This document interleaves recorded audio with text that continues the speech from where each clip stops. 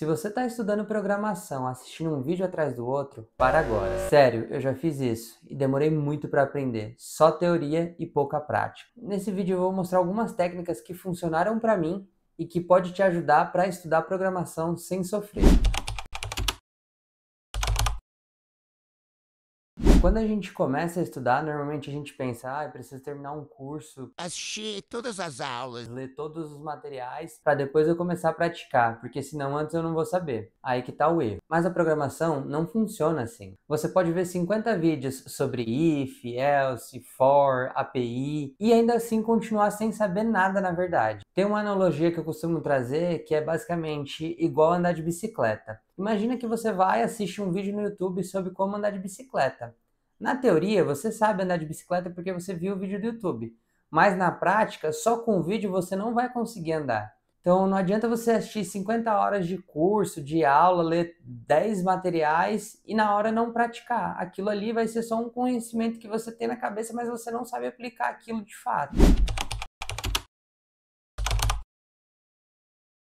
Além disso, tem outro fator muito importante, que se você não consegue ver utilidade naquilo que você está estudando, provavelmente você vai acabar esquecendo. É aquela velha história da época da escola. Para que eu vou aprender isso se eu não vou usar depois? Tanto que o pessoal até brinca hoje com a fórmula de Bhaskara, que falam que é uma coisa que a gente aprende só para usar na escola. E aí a mesma coisa é para programação. Se você não vê sentido naquilo que você está aprendendo, provavelmente você vai esquecer ou vai entrar em desuso e depois você não vai lembrar como que faz. Então, esse é um dos pontos importantes para quando você está estudando programação. Você tem que ver sentido naquilo que você está estudando. E aí entra o primeiro tópico quando eu estou estudando alguma coisa de programação. Eu sempre procuro fazer algum projeto correlacionado com o que eu quero aprender. Então vamos supor que eu estou estudando sobre listas no Python. O que eu vou fazer? Eu posso simplesmente ter uma ideia de um projeto na minha cabeça que eu vou usar isso. Mas se você está começando, provavelmente você não vai ter ideia de projetos que apliquem exatamente o conceito, por exemplo, de uma lista de Python. Então o que você pode fazer? Utilize as inteligências artificiais ao seu favor. Por exemplo, vai no ChatGPT e fala: ChatGPT, eu quero estudar a aplicação de listas no Python. Gere 10 ideias de projeto para que eu possa aplicar esse conceito na prática. E ele vai te dar várias ideias de projetos para você pegar aquele projeto e praticar, desenvolver o código, colocar a mão na massa mesmo, que aí você vai entender o conceito do que você está estudando e você vai aplicar aquilo para uma necessidade específica. Eu costumo brincar que a maioria das coisas que eu aprendi foi por necessidade, porque a melhor maneira da gente aprender alguma coisa é quando a gente precisa fazer aquilo. Pensa assim, por exemplo, apareceu alguma coisa no seu trabalho que você não sabe, mas você tem que aprender para fazer. Você vai aprender de acordo com a necessidade. Então aquilo ali vai fazer com que você aprenda muito mais e aquilo vai fazer com que você coloque energia realmente mais onde necessita. Quando eu estou fazendo algum projeto, é algo que requer mais tempo, mas às vezes eu quero estudar só algo que é mais rápido. Então agora que vem a segunda dica. Eu uso plataformas de questões para treinar alguns pontos específicos. Então, sei lá, estou aprendendo algum tópico, estou aprendendo como funciona um array. Aí eu vou lá e respondo só algumas questões específicas que funcionem sobre array. Ou então, sei lá, eu quero estudar para um processo seletivo. Quais questões são mais utilizadas nesse tipo de processo seletivo? Então, tem uma plataforma que se chama LetCode, que é a que eu mais gosto de usar e é a que é mais famosa. E lá você tem um leque absurdo de questões, tanto de programação, de raciocínio, de entrevistas. Inclusive, no modo pagos, tem até entrevistas que aí você consegue escolher, tipo, por empresa. Então, quais perguntas costumam sair mais numa entrevista do Google? Quais perguntas costumam sair mais numa entrevista da Apple? Baseado com cada cargo e tudo mais. Então é uma ferramenta bem completa. E o que eu acho muito legal do LetCode é que ele ainda mostra a análise do seu código, né? Então você mostra a resolução do seu código ali na tela, você já digita ali, você consegue testar o seu código antes de enviar. E depois que você envia o seu código, ele ainda mostra a performance do seu código. Então você vai ver lá a complexidade e a performance do seu código, se foi um código muito ruim, se foi um código bom, se está dentro da média. E ele também mostra todas as soluções que o pessoal fez e postou na comunidade. Então você vai ver, tem soluções que são muito mais rápidas e práticas do que a sua, por exemplo, então quer dizer que você tem pontos a melhorar ainda. Então é algo que é legal, porque você consegue revisar sempre onde você errou, como você pode melhorar e entender a complexidade daquilo ali, é muito legal.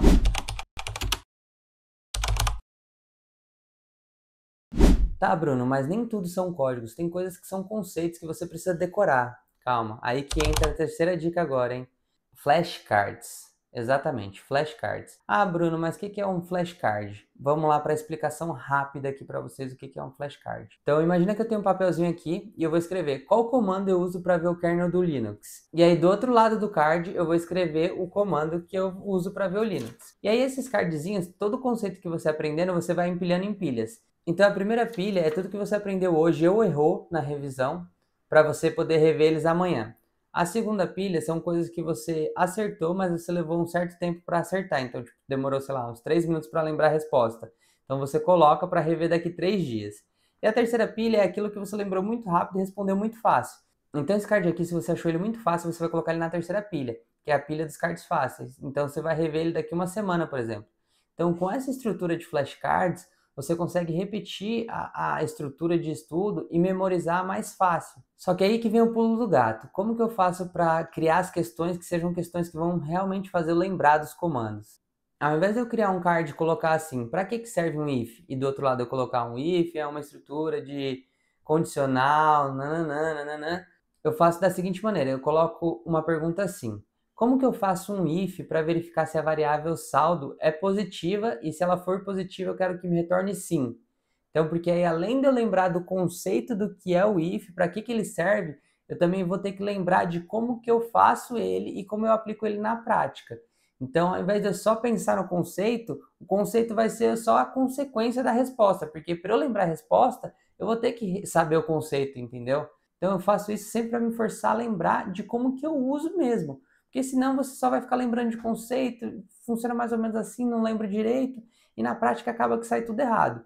Então sempre tenta trazer alguma coisa que você vai ver a aplicação funcionando. Então tenta trazer sempre uma aplicação para você ver o comando funcionando, como que é na prática, tudo certinho, para não ter erro depois. Tá, mas aí eu tenho que fazer tudo isso no papel, dá muito trabalho. Não, já tem um software para isso. É o Anki. Ele é gratuito para Windows, Linux, Mac, para Android e para iOS você consegue usar ele na versão web, na versão gratuita. E ele é um aplicativo basicamente para você criar flashcards e revisar esses flashcards. Ele já tem toda a estrutura pronta e aí você pode separar em decks ou em português baralhos. Então, por exemplo, eu quero criar um baralho específico só para Python. Então, nesse baralho você vai colocar só conteúdo de Python. Eu quero criar um baralho específico para Linux.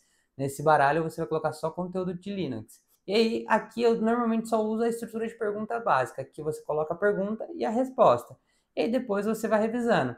E aí o legal é que ele já traz a revisão ali para você, e na hora que você está fazendo a revisão, ele vai pedir para você, escolhe se essa resposta foi fácil, foi difícil, se você conseguiu responder, se você não conseguiu responder, porque ele mesmo já vai alterando o calendário dos próximos dias de tudo que você precisa revisar, tudo que você já revisou, e aí ele vai ajustando para você sempre trazer a revisão periódica desses temas de acordo com a dificuldade da resposta que você fez. Então, se são temas mais fáceis, vai demorar mais para você revisar. Se são temas que são mais difíceis, você vai revisar com mais frequência até você tornar esse tema fácil. Então, ele já faz tudo isso de maneira automática. E ele ainda traz as estatísticas. Então, você consegue ver quantos dias você está revisando, quantos cards você revisou no dia. É algo bem completo e a galera, inclusive, que estuda para concurso, costuma usar bastante essa técnica. Porque é comprovado, tem estudos e tudo mais, que quando você faz essa repetição e pausada entre tempos para memorização, acaba que funciona muito melhor. Você consegue ter uma memória muito mais abrangente daquele tema porque você fez essas revisões passadas. Então isso daí é comprovado e vale muito. A galera costuma usar bastante essa dica. E eu realmente acho que vale muito essa dica porque às vezes você só aplica aquilo uma vez e depois você não relembra mais. Então aquilo vai cair no esquecimento. Passou 2 semanas, 3 semanas, se você não usar de novo, para que você vai lembrar daquilo? A cabeça automaticamente ela já descarta, porque ela não vai pensar, não preciso daquela informação, então eu vou descartar. Já até tem 2 semanas e ninguém falou nada. E agora vai um recado sincero mesmo. Se você está estudando programação, você acha que é difícil, que é complicado, que você não dá conta, que você não sabe 100%, calma, ninguém sabe 100%. Às vezes o cara pode ser o mais sênior de todos, ele vai esquecer um conceito besta porque é algo que ele não está acostumado a usar no dia a dia e ele esqueceu. Então no dia a dia é normal que as pessoas usem um chat GPT para tirar uma dúvida, busquem alguma informação no Stack Overflow, criem algum código com erro. É normal, acontece. Isso vai acontecer desde o estagiário até o sênior. Claro que com o sênior a tendência é que aconteça menos do que com o estagiário, por exemplo. Mas esse processo de aprendizado vai fazer com que você consiga memorizar muito mais coisas que você consiga aplicar na prática aquilo que você está estudando, que você veja realmente a necessidade daquilo que você está estudando e não só estude por cumprir o conteúdo de algum curso ou algo do tipo. Eu acho que vai fazer muito mais sentido e vai agregar muito mais na maneira que você estuda.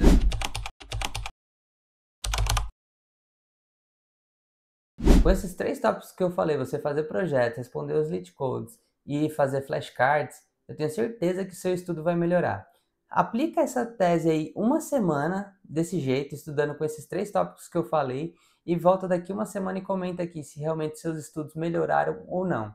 E aí a minha sugestão do que você fazer em relação a isso. O que eu costumo fazer? Eu costumo começar sempre pela revisão. Então eu pego os flashcards do dia anterior que eu preciso rever, eu já faço ali a minha revisão de flashcards para ver o que eu memorizei, o que eu ainda errei, e aí eu respondo todos ali, e aí, depois disso, eu vou para a aplicação em projetos. Então eu faço ali algum projeto, algo do tipo, ou respondo questões, e aí por último, eu aprendo um conteúdo novo, porque enquanto eu estou aprendendo conteúdo novo, eu já vou criando os cards dos conteúdos novos que eu estou aprendendo. Então, sei lá, estava estudando if, aí agora eu vou estudar for. Aí eu já começo lá a estudar o for, já vejo como que é uma tese do for, e aí eu pego lá o for, e aí eu já começo a criar os flashcards.